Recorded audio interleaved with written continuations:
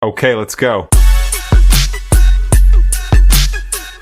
Welcome to Tequila Talk with Rip. I'm Ryan Ripken. This is just a segment where I take 3 topics from the week and just break them down a little bit more off script and more into detail, and of course, sampling some tequila. So, without further ado, this segment's tequila is Mi Gente Tequila Reposado. Really, it is one of my favorites. It is so smooth, and I like to drink tequila on the rocks. And again, actually, the more you drink it, I think even the better the experience is. And obviously, I know everyone loves drinking tequila on the rocks. So cheers, I give this an 8.8. Give it a taste for yourself.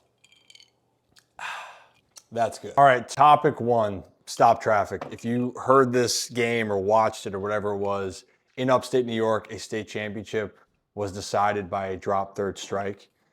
And I still can't get over watching the video. If you haven't watched the video, you have to go watch it because so many emotions. And you can find a different player. If you're watching just the catcher looking back to really see that the umpire is giving him, hey, the ball's still in play, but he goes to celebrate anyway, that hurts your heart there. Or the second baseman on that team that is screaming that the ball is still in play while the entire team is celebrating except him. It's just a wild moment. I've never seen that actually happen, ever, in a game, let alone the state championship game where the tying run scores and then the winning run for the championship. That is just absolutely bananas. And imagine if that's your last high school game, by the way. How'd your final high school game go? Well, I'll tell you what, we lost the game. The guy was a drop third strike, but the catcher forgot to tag him. So we just kept running and we won the championship. It almost feels like you don't even deserve to win. But again, hey, that's why you got to know the rules. You got to know what's going on and let the umpire stop the play for you.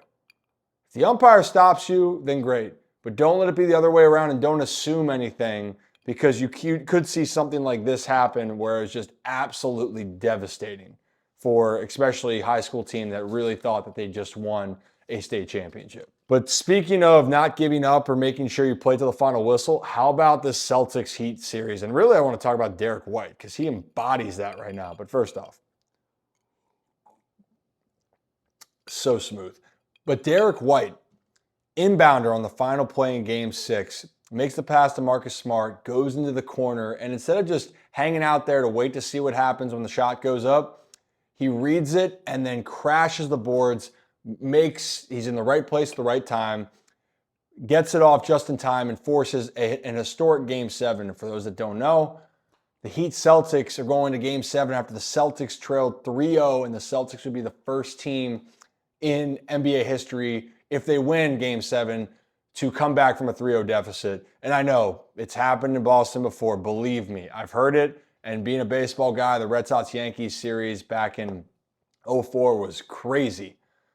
But whether you hate Boston sports or not, that's a completely other subject that if you want to dive into that, we could be here for hours. And gladly, we can get into that at a different time. But for this point, you continue to battle because you never know what can happen. And you never know who could make the biggest play of the game. Because Derrick White is not that superstar on the team, but he is the main reason right there why the Celtics are going to Game 7, because he refused to quit even in the last milliseconds. In topic number 3, since we're on this topic of not giving up, resiliency, hard work, keep going, Michael Block. If you don't know the story, Michael Block is a pro that teaches at a golf club in Southern California. So he's not even on the PGA Tour. He outplayed a ton of the best in the world and then qualified for next year's PGA Championship. And then, yes, this past week, he finished dead last in the tournament. Not good, not ideal, but guess what? Who cares? If you're really going to get on him for finishing dead last, and I saw some articles saying that he should be embarrassed, he just went from working his absolute tail off to having a wonderful, awesome ride that everybody that could get behind because he's a hardworking guy, he's humble, and he was doing something that he just was passionate about, and he went out and had one of the best golf tournaments of his life. So who cares that he finished in last next time? I'm rooting for him all the time, and that's the success story. Be resilient. You never know what's going to happen, and that's life. That's all I got for that. Cheers. That does it for this week's segment of Tequila Talk with Rip. Let me know if you want some things to talk about or some tequilas to try. But until next time, Have a great week.